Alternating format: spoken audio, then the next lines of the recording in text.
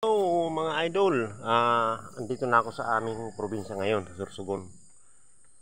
Bali, ah, nililinisan ko yung mga tanim ko na itong mangustin. Ito, mangustin yan. Isa't kalahating taon na yan, na mangustin na yan, tinanim ko. Yan, oh. Binabakuran ko para hindi nilalagyan ko ng tanda na kawate. Ayan, oh. Ang ganda na.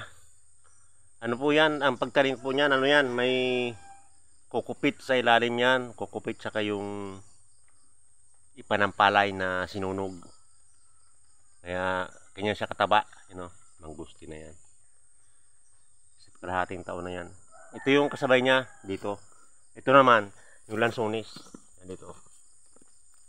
Ito yung mga tanim ko dito, mga saging, ano. Ito yung lansones,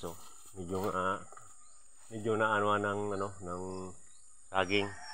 Pero ang laki na ng lansones, yan. Lagpas na sa akin yan, Lagpas na sa akin ang lansones na yan, Isang taon at kalahati din yan. Meron na itong sa ilalim, tinaman ko yan. Yan. Merong yan, merong kukupit, giniling na bunot, saka yung ipa na giniling. Ayan, kung magtatanim kayo. Ayan, higit isang taon, lagpas na sa akin, ayan, ito ang ko ngayon, hahawanan ko yung mga tanim ko. Saka dito, meron pa ditong mangustin dyan. Sa unahan, hawanan ko yan. Marami rin kami tanim dito na mga lansones, rambutan. Yan ang ko ngayon. Pagtatanim dito sa Sorsogon. Tapos dito naman, mga talong yun.